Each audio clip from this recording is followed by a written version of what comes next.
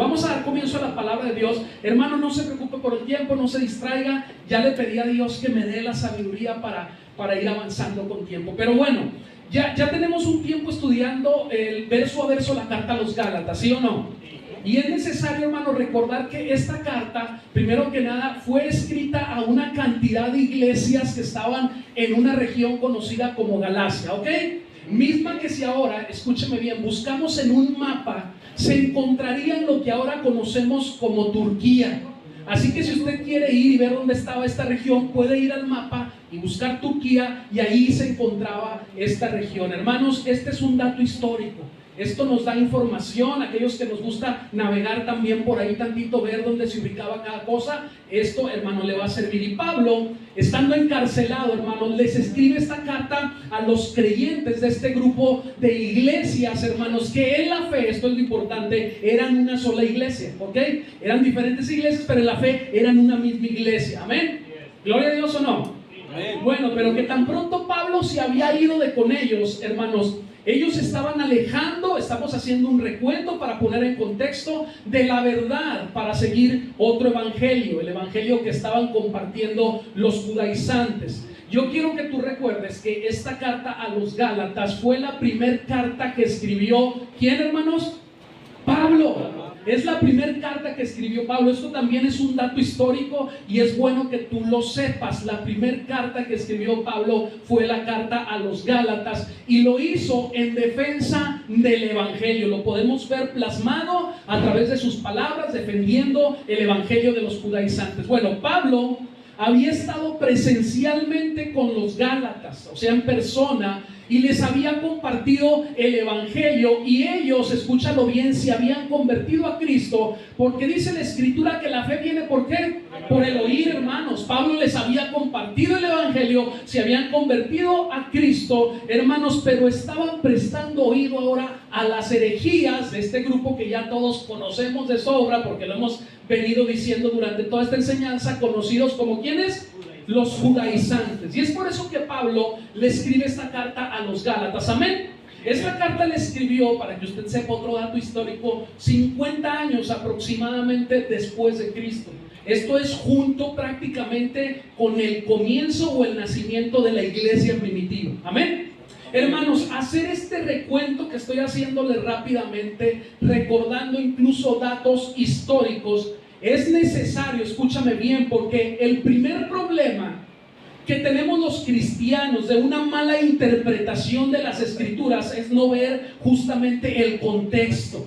Es no tener o tener un mal contexto o no tener un contexto. Y por eso muchas veces entendemos mal la escritura o nos enseñan erróneamente, y todo lo que nos enseñan no lo comemos, hermanos. Entonces, durante todo este capítulo 4 anterior, 3 y 2, los capítulos anteriores al capítulo 5, Pablo, hermanos, ha venido defendiendo el evangelio que él personalmente les había compartido a las iglesias de Galacia, hermanos, utilizando, si ustedes recuerdan, una serie de ejemplos, recordándoles, hermano, primero quiénes eran ellos sin Cristo, cuando ellos todavía no tenían a Cristo, utilizando también la vida de Abraham, aquel que conocemos como el padre de la fe, hermanos, el iniciador del judaísmo, y de su esposa Sara, con el ejemplo, ¿se acuerdan? De Agar, la esclava, ¿verdad?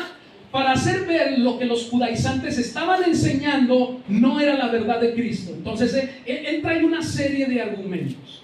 La semana antepasada, digo antepasada porque la semana vimos el Salmo 95, ya ven que entrelazamos enseñanzas entre el estudio verso a verso, un salmo que para mí me dejó mucha enseñanza. Hermanos, la semana antepasada cerramos la enseñanza, escúchalo, con un Pablo en un tono completamente molesto, después de decirles a los creyentes de Galacia: estén firmes en la libertad que Cristo compró por ustedes.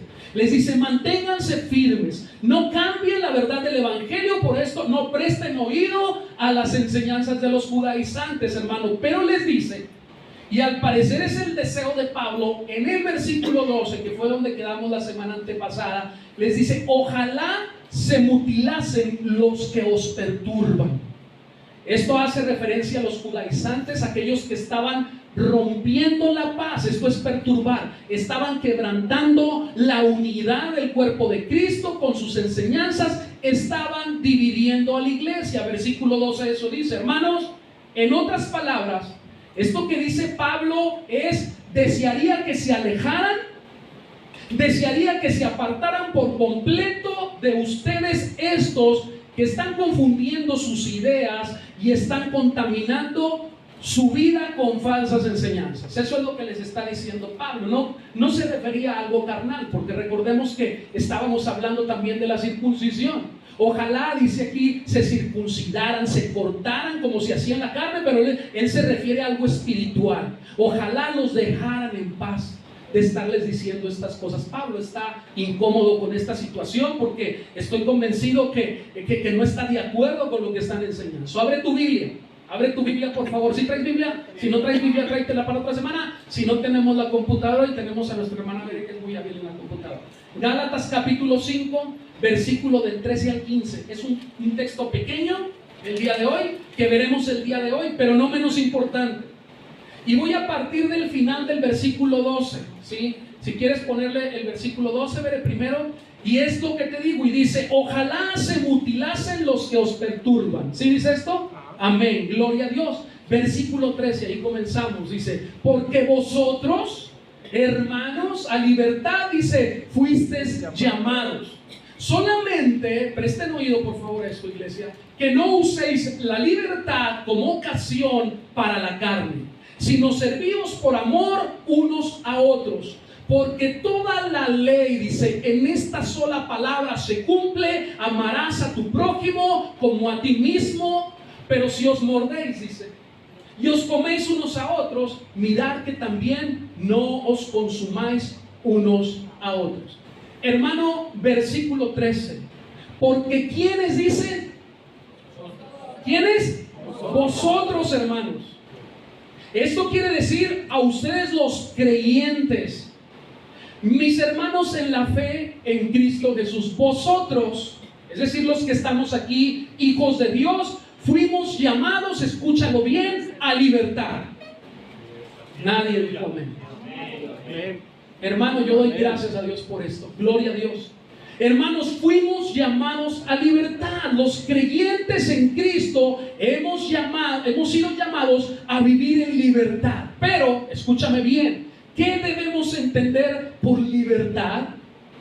Y Pablo nos lo dice inmediatamente. Dice: pero esa libertad no es para que nosotros la usemos para satisfacer nuestros deseos y placeres carnales y pecaminosos. No es para eso. Te estoy interpretando lo que dice la Escritura, hermanos, porque la libertad que nos ha dado Cristo, escúchame bien lo que te voy a decir, esto es muy importante, no es una oportunidad, hermano, para que nosotros los creyentes le demos rienda suelta a nuestra carnalidad. No es para eso la libertad que Dios nos ha dado. A veces así la entendemos. Sino, hermanos, para lo que dice el versículo 15, velo por favor ahí en la Escritura, en este texto que estamos viendo, Gálatas 5:15, dice: para que la usen para servirse unos a otros por amor. Para eso es la libertad que Dios nos ha dado, hermanos. Uno de los argumentos que los judaizantes estaban utilizando, que le daban a los creyentes en Galacia, con lo cual incluso confrontaban, escúchame bien, a Pablo, era que el evangelio de la gracia, del regalo inmerecido, sin obras, hermanos, que predicaba Pablo, permitía y le brindaba una excusa a los hombres. ¿Para qué cree usted? Para vivir como a ellos les placiera. Ay, Pablo, es que si no somos salvos por las obras, los hombres van a hacer lo que quieran. Por eso decían los judaizantes que era necesaria la ley para ser salvo, las obras para ser salvo, que no era solamente por la fe. Entonces, hermanos, los hombres darían rienda suelta, Pablito, darían rienda suelta a sus placeres y daría pie a vivir en el libertinaje, no en la libertad, sino como el hombre quiere vivir. Pero ¿sabes algo? El apóstol Pablo, conociendo, hermanos, este pensar de los judaizantes, rápidamente deja invalidado, hermanos, este pensamiento y este argumento, Y mira lo que les dice en el versículo 13. Velo ahí, yo te voy a parafrasear un poco, que la libertad cristiana, les dice, no significa una licencia para pecar. Con esto Pablo está diciendo, sí, hemos sido libres para salvación por las obras, pero eso no significa que como creyentes entonces podamos hacer lo que nos da la gana, hermanos. Y dice, pero no uséis esta libertad, así dice, para satisfacer los deseos de la naturaleza pecaminosa. Al contrario, les dice Pablo, usen esta libertad que el amor de Dios, escúcheme bien, les ha proporcionado por medio de Cristo, para que de la misma manera, escucha, que Él hizo con nosotros, hermanos, con ustedes sirvan también los unos a los otros. Hermanos, ese es el propósito de lo que está diciendo Pablo. Esa libertad que Dios nos ha dado, hermanos, nos la ha dado para servirnos los unos a los otros. Y ahorita vamos a ver la importancia de servirnos justamente los unos a los otros. Es normal, y yo puedo decirte hasta cierto punto, es entendible, escucha, que el hombre, después de tanto tiempo de estar, refiriéndome en un pasado, bajo el yugo de esclavitud de la ley, hermano, es entendible también que el hombre, después de tanto tiempo de estar bajo el yugo de esclavitud, esto es a nosotros, del pecado, bajo las influencias de este mundo, y yo decía de un mundo corrompido, y ya lo cambié, de este mundo al cual los hombres hemos corrompido, porque el mundo lo hizo Dios hermoso y perfecto, pero el hombre lo corrompió. Hermanos, entonces, es normal que nosotros, después de tanto tiempo de estar bajo el yugo de esclavitud del pecado, corramos el peligro cuando venimos a Cristo de malentender o malinterpretar la libertad que se nos ha regalado a través de Cristo Jesús. Amén, hermano. De hecho, yo creo que muchos, asegurando ya ser creyentes, lo han malinterpretado, viviendo el evangelio en base a lo que ellos se les acomoda. Hay muchos hoy en día, y te lo he dicho claramente, que buscan una iglesia a ver dónde me siento a gusto, a ver dónde me siento cómodo. Hermano, yo te he dicho, lo que tú tienes que buscar en una iglesia es un lugar donde se te predique la palabra de Dios y el evangelio, no donde te sientas cómodo. Por eso muchas veces no se sienten cómodos aquí, porque aquí les hablamos y les predicamos la verdad de Cristo y el evangelio. Y el evangelio muchas veces es duro. ¿Quién quiere escuchar que en el mundo tendremos aflicciones? No, Señor, pero estamos en ti, en Cristo. Yo le pregunto al hermano René, tú sigues en Cristo, hermano, pero acabas de tener una aflicción muy dura. ¿Sigues en Cristo? Ah, ok. Hermana, usted que acaba de perder a su papá, sigue en Cristo. Dios no nos ha engañado, hermano. Lo que pasa es que muchas veces vendemos espejitos, vendemos cosas que no son del evangelio. Dios nos dice su verdad. Muchos pensando que la libertad que nos ha sido regalada, llámese gracia, es para hacer de nuestras vidas lo que nosotros queremos y lo que mejor nos convenga a nosotros. Eso pensamos que es estar en Cristo. Incluso muchos han dejado de lado el lugar que le corresponde, escúchame bien, al que dio su vida por nosotros. Y esto es cuando tú no sirves a Dios. Cuando tú no buscas estar con Dios el mayor tiempo posible, tú estás dejando de lado la presencia de Dios. Hermano, porque siempre hay tiempo. Mira, hermano, tú no estás para saberlo ni yo para decirte. Todos trabajamos, la gran mayoría trabajamos, tenemos un trabajo secular, ¿ok? Gloria a Dios. Muchos recogemos todavía, llegamos y recogemos porque no tenemos a alguien que nos ayude en la casa, y recogemos la casa, lavamos. A mí me toca lavar y recoger la casa los viernes o los sábados en la mañana. Ahí estoy lavando baños, y no me dejará mentir mi señora, no me dejará mentir. Y ahí estoy, también hago funciones en la casa, y también tengo un hijo con el cual también de repente, oye papá, vamos a jugar a ping pong, y pues tiene uno que hacerle de todo, hermano. Pero esa es la realidad, iglesia, que le da risa. Aún así, tengo tiempo. Por eso yo le digo, a mí no me puede venir usted a contar. Aún así tengo tiempo para preparar la predicación todos los domingos, para venir al martes de oración, para venir los sábados con los varones. Tengo tiempo, hermano. Eso se llama fidelidad a Dios, porque he visto la mano de Dios. Porque aún en los tiempos más difíciles, cuando no hay vacas en los corrales, Él no sé cómo se las ingenia, pero nos sostiene. Amén, iglesia. Gloria a Dios, hermano. Gloria a Dios. Así que Pablo le dice a la iglesia, a las iglesias, a los hermanos en la fe, no se confundan. El llamado de Dios para nosotros los creyentes, esa libertad de esclavitud, primero que nada les está diciendo a los Gálatas, de la ley, es a una libertad de las obras para ser justificado. Es decir, tú no necesitas hacer obras buenas para ser justificado, las haces por la fe, para demostrar que realmente el Señor te ha transformado, pero las obras no te salvan. Es una libertad de nuestro tiempo, hermanos, del pecado que nos esclavizaba. Es esa la libertad para entonces, escucha el cambio y la diferencia, vivir sujetos a la voluntad pero de Dios. Una voluntad que nos conviene, y por si fuera poco, hermano, no me lo invento, lo dice la palabra. Es una libertad, hermanos, y nos conviene. Es una voluntad que es buena. ¿Qué más? Que es agradable, y dice que es perfecta. O sea, si hay algo que es perfecto, y no somos nosotros los hombres. Hermanos, la voluntad de Dios es perfecta para nuestras vidas.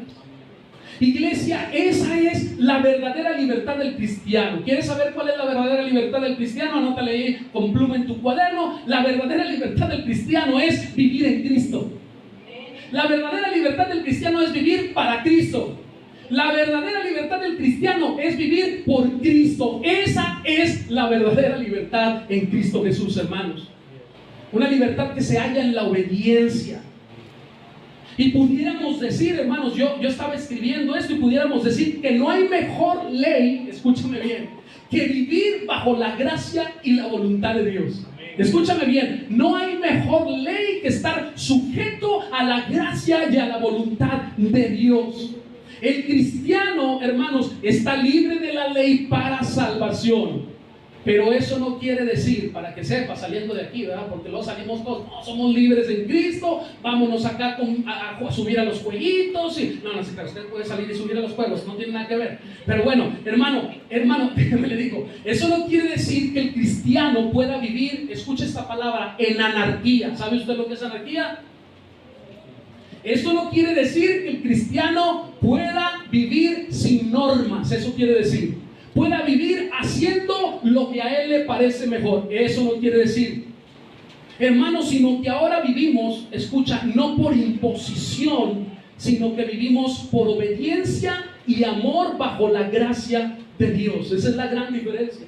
El ser libre en Cristo, hermano, no es ya no tengo normas, no es ya no tengo que respetar la ley, no es que ya no tengo que amar a Dios sobre todas las cosas. No se refiere a que como ya no estoy bajo la ley, ya no tengo que, ya puedo mentir, porque la ley dice que no puedo mentir, pero ya no estoy bajo la ley sino la gracia, ahora puedo mentir. No, hermanos, no se refiere a eso. Se refiere la libertad cristiana a estar en sujeción a la voluntad de Dios. Amén. Gloria, nadie quiere decir amén. No le digo que no nos gusta que nos diga la verdad.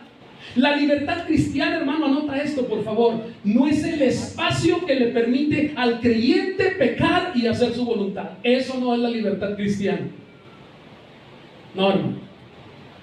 Más bien es la razón por medio de la cual debe de sujetarse a obedecer a Dios. Hermanos, si quieres verlo así, pasamos de un yugo de esclavitud a una libertad en sujeción por voluntad y obediencia y amor a Dios. Y esto, hermanos, es glorioso. Es el amor de Dios justamente el motor que nos alienta. Es el amor de Dios el que nos alimenta, hermanos, y que nos impulsa, y que impulsa al verdadero creyente a servir los unos a los otros. Ese es el verdadero amor. Ese es el verdadero motor, el amor. ¿Sabes por qué? Porque es parte del fruto del Espíritu Santo en nosotros. ¿Sí sabes que el amor es parte del fruto del Espíritu Santo? Amén. Algo que vamos a ver más adelante en este mismo capítulo 5, hermano, y este amor es el productor, escucha, de toda buena conducta y de toda buena obra en el hombre. Cuando tú amas a Dios por sobre todas las cosas, hermano, esto produce en ti buena conducta porque no quieres fallarle, y produce en ti también obras correctas, obras de fe, hermanos, que demuestran que realmente amas a Dios. Mira, yo te voy a resumir esto en palabras más sencillas. Bajo la ley, el motivo de cumplirla, escúchalo bien, era el temor, hermano, porque había leyes que de no cumplirlas te podían costar la vida. como lo eran, hermanos, los pecados de idolatría, en específico aquellos que sacrificaban la vida de sus hijos. Fue algo que comentó Natán la última vez que compartió. Sacrificaban la vida de sus hijos a un dios llamado Moloch. Bajo la gracia, el motivo de vivir, hermanos, el motivo de cumplir, el motivo de obedecer, hermanos, es justamente el amor. ¿El amor a qué? A la libertad que Cristo compró por nosotros. Algo que no es una carga para el creyente, sino es, hermanos, un deleite. Es un deleite seguir a Dios, hermanos, en gratitud por lo que Él hizo por nosotros. Para nosotros debe de ser un privilegio, escúchame bien, ofrendar a Dios. Debe de ser un privilegio. Debe de ser un privilegio congregarnos todos los domingos. Yo te lo decía la semana pasada en la enseñanza del Salmo, te lo decía claramente, hermano, el motivo de faltar a la iglesia no es poca cosa.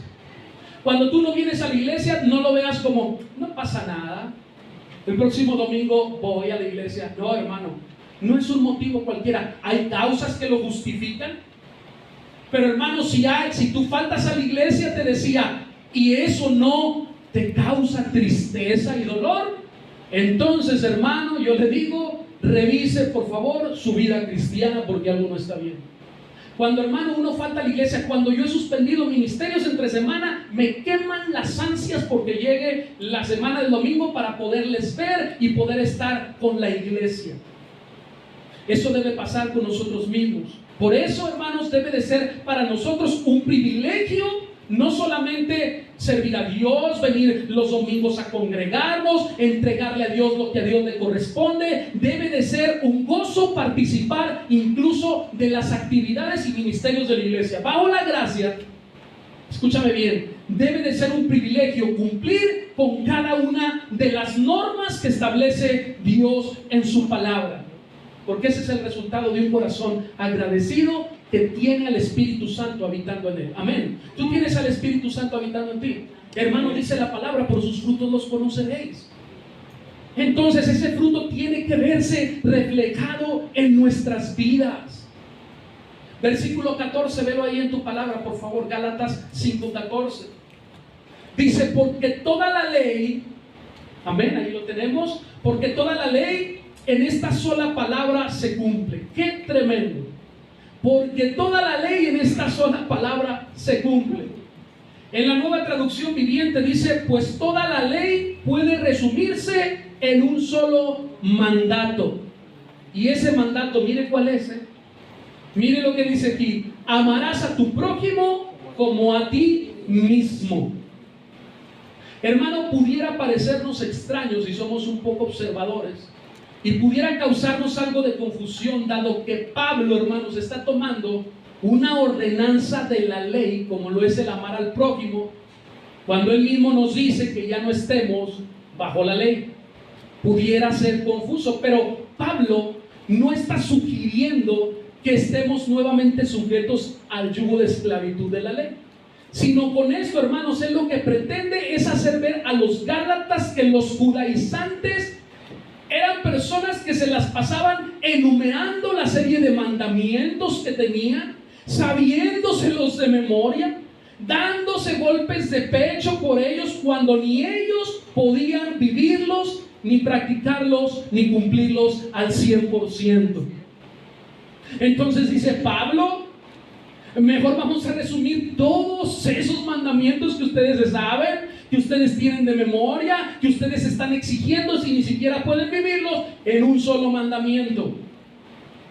Hermano, tengamos cuidado de no caer en esto. Me refiero de los judaizantes, de no sabernos la palabra al derecho y al revés. No es malo, qué bueno que te la sepas, pero de nada nos serviría, escúchame, si no vivimos la palabra y no la ponemos por obra. Te puedes saber de memoria todos los textos bíblicos, pero hermano, hay que ver en introspección hacia adentro de nosotros. Esto es, revisar nuestra vida para ver si todo ese conocimiento cultural, histórico, de conocimiento conocimiento bíblico que tenemos realmente estamos viviendo o intentando vivir en él? Porque, hermano, es muy fácil recitarte los versículos. Bueno, unos tienen esa habilidad, pero los estás viviendo. ¿Tu vida refleja realmente que practicas lo que predicas? Hermano, porque no hay mejor evangelismo que el testimonio de una persona. Tengamos cuidado de no caer en esto, hermanos. ¿De qué me serviría, escúchame bien, saber que debo amar a Dios sobre todas las cosas si no le amo? ¿Te serviría de algo? Hermano, es que yo me sé el texto y dice que tengo que amar a Dios por sobre todas las cosas. Eso me dice la ley. ¿Y de qué te sirve si no lo estás amando? ¿De qué me serviría saber que dice la ley que no debo matar si ya maté a alguien? ¿De qué serviría la ley si, hermano, nos dice que no debemos de robar y ya robamos? Hermano, ¿no se te hace lógico? ¿De qué nos serviría la ley sabernos que dice que no debemos de mentir si mentimos, hermanos? Así de sencillo y obvio es la palabra de Dios. Y dice Pablo, miren, déjense de tantas cosas, resúmanla como diciendo, no le está hablando a alguien que no conoce la ley. Hermano, usted recuerda quién era Pablo, ¿verdad? Judío de nacimiento. Pablo se sabía la ley al derecho y al revés, hermano, porque era una exigencia. Como diciendo, a Pablo se les olvida que yo soy judío de nacimiento, e incluso que yo servía esa ley, los perseguía y los sacaba de las casas de los pelos. O sea, ¿creen ustedes que a mí me pueden enseñar acerca de eso? Dice, dejen de hablar todo lo que están diciendo y resúmanlo en una sola cosa: amen a su prójimo como a sí mismo. Hermano, ahora Pablo ya no está bajo la ley, bajo el yugo de esclavitud de la ley. Y por eso resume esto en un solo mandamiento. Y les dice, amen a su prójimo. Algo estaba sucediendo en la iglesia. Hermano, pero el hecho de que ya no estemos bajo la ley no quiere decir que no debamos respetar y guardar sus ordenanzas. Tengamos cuidado con eso. Pensar que porque ya no estamos sujetos a la ley, ya no debemos obedecerla. Hermanos, amar a nuestro prójimo es la ley, pero no nos salva. Esa es la diferencia. Pero eso no quiere decir que no debamos amar a nuestro prójimo. Tenemos que amar a nuestro prójimo. Al contrario, la gracia, dice Pablo, nos da la libertad, hermanos, para ser libres, sí, como personas en Cristo Jesús, pero no para pecar. Y si tú no amas a tu prójimo, hermano, tú estás faltando a Dios. Pastor, pero ya no estoy bajo la ley. Sí, pero es que tú no estás buscando ser justificado porque amas a tu prójimo.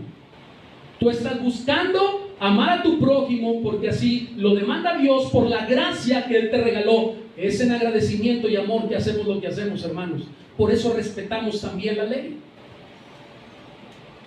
Amén. Para eso es la libertad, hermanos, para amarnos los unos a los otros. Además, ¿sabes algo? Todo lo bueno que puede existir en una persona, en un creyente, es producto y es fruto, hermanos, de una verdadera conversión. ¿Ok?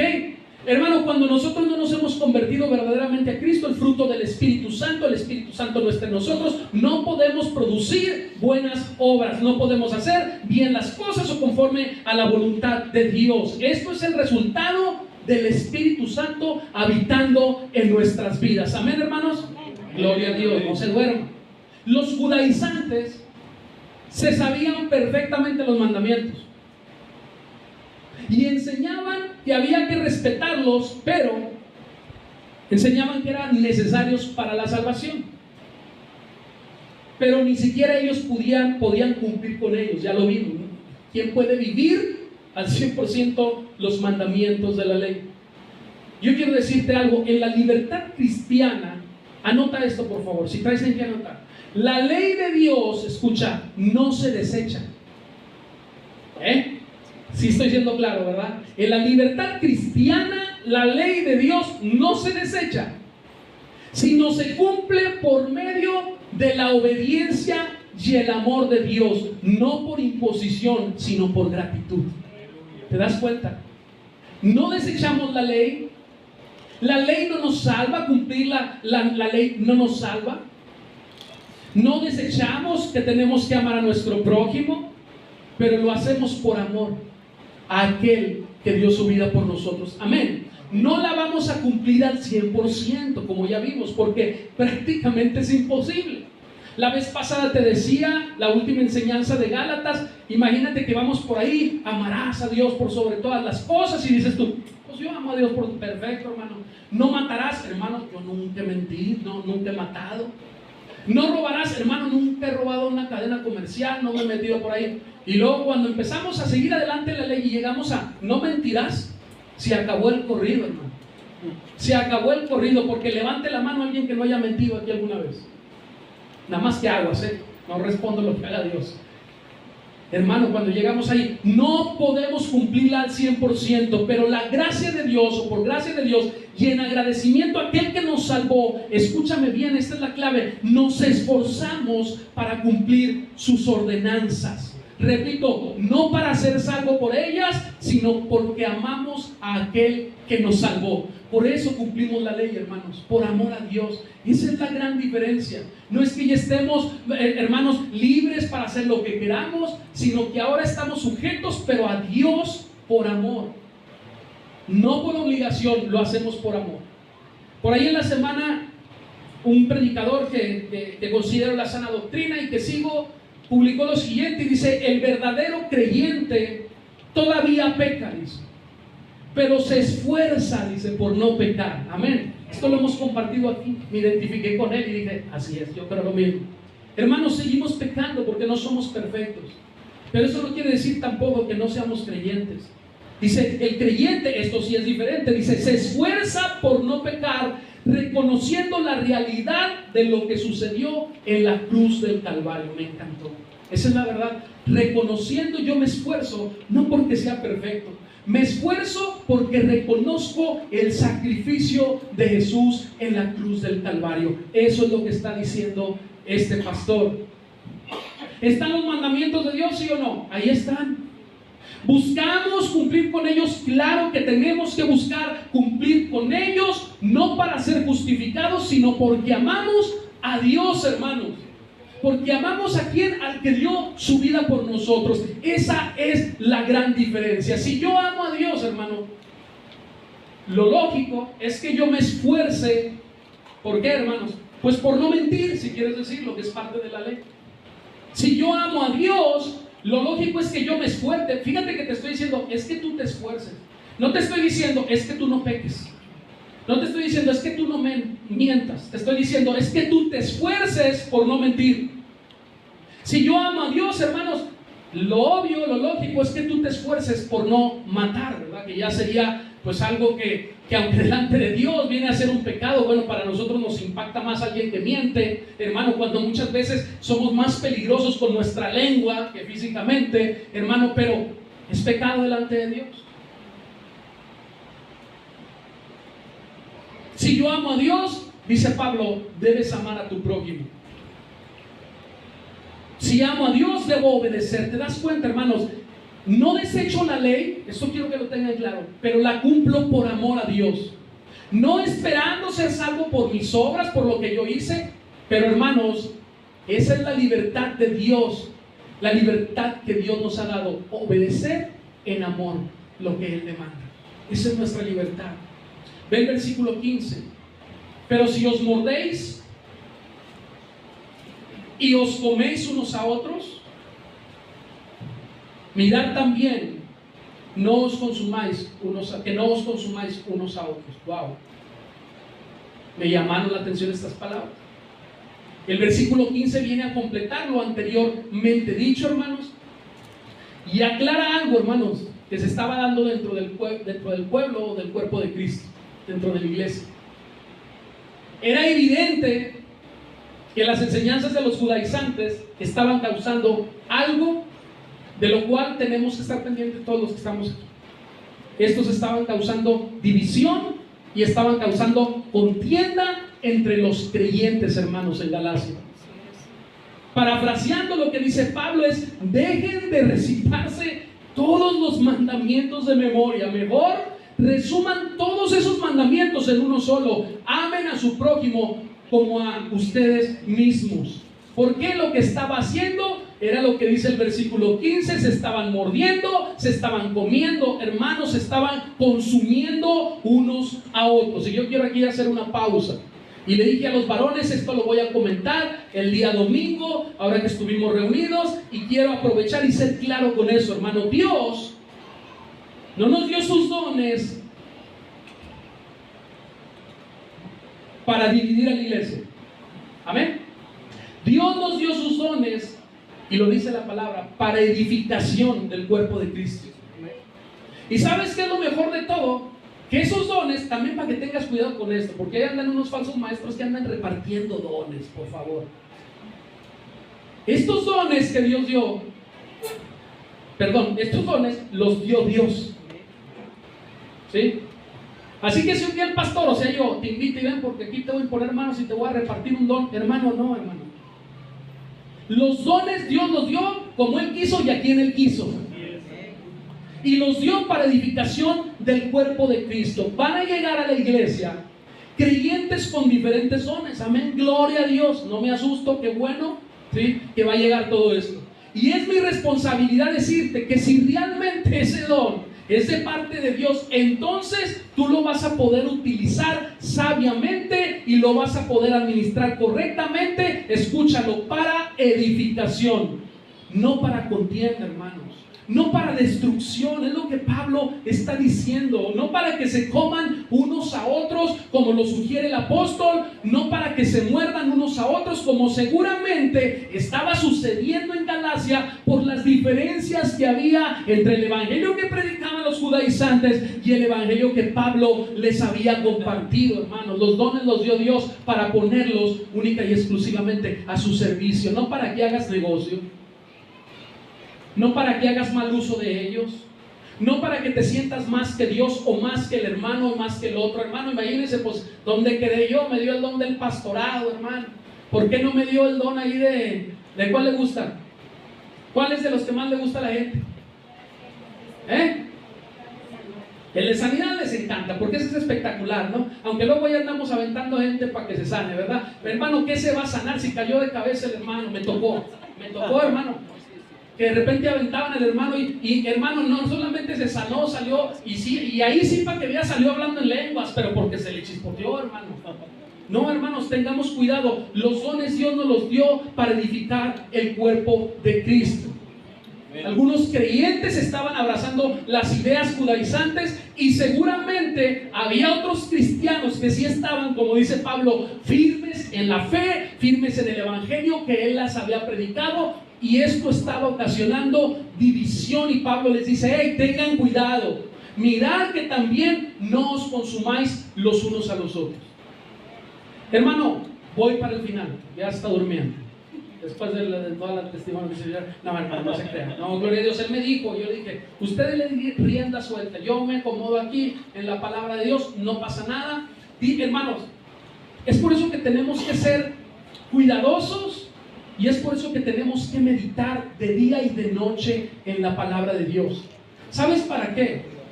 No para ser más eruditos, qué bueno, es bueno el conocimiento. Es para que podamos comprender cuál es la buena voluntad de Dios, hermano. Es para que podamos entender a qué, hermano, nos llamó Dios. ¿Por qué me regaló o me dio esta capacidad, hermano, de exhortar, como algunos de mis hermanos lo tienen aquí? ¿Por qué me dio esta capacidad de ser maestro? Hermano, cualquier don que Dios te haya dado, hermano, debe de estar en sujeción a Dios. Eso es principal. No obres si no es así, porque yo igual no puedo saber si realmente te lo dio Dios. Pero si no te lo dio Dios, hermano, yo, mira, déjame, te doy mi bendición. No sé cómo te vaya a ir delante de su presencia. No cometamos el error, hermanos, de creernos unos más sabios que otros, para no generar contienda, para no generar discusiones sin sentido. Si Dios te ha dado un don, úsalo con sabiduría y en sujeción a Dios. Ni siquiera a mí, hermano, en sujeción a Dios. Es muy obvio cuando Dios nos da un don, o cuando el creyente se lo atribuye porque cree que lo tiene. Cuando Dios te da un don, hermano, que realmente viene de su parte, hermano, el Espíritu Santo controla y te guía, comenzando por sujeción. Él te va a guiar. Por el contrario, cuando Dios nos da un don o no nos da un don y nosotros nos atribuimos un don, lo usamos en la carne. Tengamos cuidado, esto es algo personal, pero es mi deber decírselo a cada uno de los que estamos aquí. A esta iglesia estoy seguro van a llegar más hermanos con capacidades que Dios les ha dado, y tenemos que ser humildes y tenemos también que estar bajo la sujeción de Dios. Es deber de todos nosotros, hermanos. Es deber de todos, no nada más mío, mantener la sana doctrina y las enseñanzas, porque, hermanos, si dejamos que la falsa enseñanza se introduzca aquí, hermanos, va a haber división, va a haber contienda que nos pueden llevar a luchar por la verdad.